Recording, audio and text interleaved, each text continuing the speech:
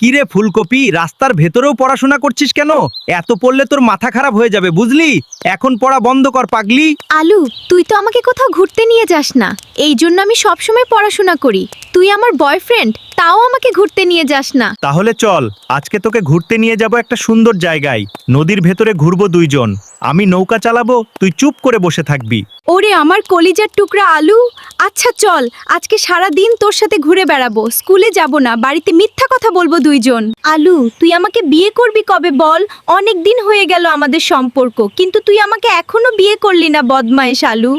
আমি আজকে বাড়িতে গিয়ে আমার আব্বুকে বলবো বিয়ের কথা। তুইও বাড়িতে গিয়ে তোর আব্বুকে আমাদের সম্পর্কের কথা বলবি। পরিবার কি মেনে নিবে আমাদের এই সম্পর্ক?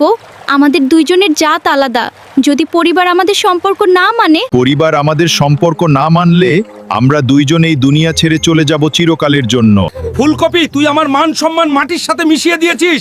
এই বাড়িতে তোর কোনো জায়গা নাই, তুই বেরিয়ে যা। 2 টাকার সস্তা আলুর সাথে তুই সম্পর্ক করেছিস, তুই আমার বাড়ি থেকে দূর হয়ে চলে যা। আর কোনোদিন আমার বাড়িতে আসবি না। তোর এত বড় সাহস, তুই 2 টাকার ফুলকপির সাথে প্রেম করেছিস? আমি কোনোদিন ওই ফুলকপির সাথে তোকে বিয়ে দিব না। তুই আজকের ভেতরে ফুলকপিকে ভুলে যাবি, না হলে তোকে ভাত খেতে দিব না। তুই আমার বাড়ি থেকে বেরিয়ে চলে যা, বেয়াদব ছেলে কোথাকার। ফুলকপি পরিবার আমাদের সম্পর্ক মেনে নিবে না।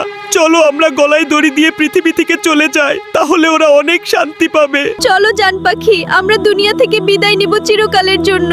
তারপর আমাদের পরিবার বুঝবে সন্তান হারানোর বেদনা কতটা কষ্টের। আমরা গলায় দড়ি দিয়ে পৃথিবী থেকে বিদায় নিব এখন।